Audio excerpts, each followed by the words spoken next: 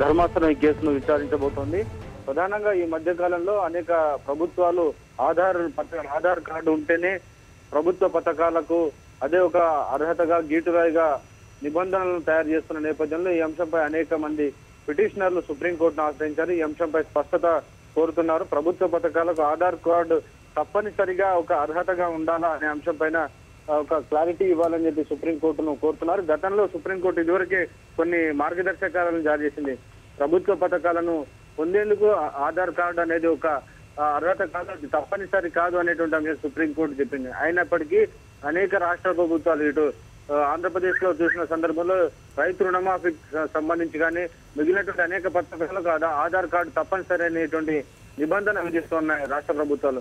దాని కారణంగా నిరక్షరాస్యులు కానీ చాలా మందికి పేదవారికి దీనికి సంబంధించి అవగాహన ఉందని కారణంగా వారు ఈ పథకాలకు అందుకునేటువంటి పరిస్థితి కనిపించడం లేదు. సో ఈ అంశాలన్నీ పరిగణలోకి తీసుకున్నటువంటి అనేక మంది పిటిషనర్లు సుప్రీంకోర్టును ఆశ్రయించి ఈ అంశానికి సంబంధించి సుప్రీంకోర్టు స్పష్టత కోరుతున్నారు. ఒకటి, ఈ ప్రభుత్వ పథకం దీన్ని కేవలం ఐచ్ఛికంగానే అంటే తప్పనిసరి కాదు, ఇది ఒక ఆప్షనల్ గానే ఉండాలనేటువంటి అంశంపై సుప్రీంకోర్టు నుంచి ఒక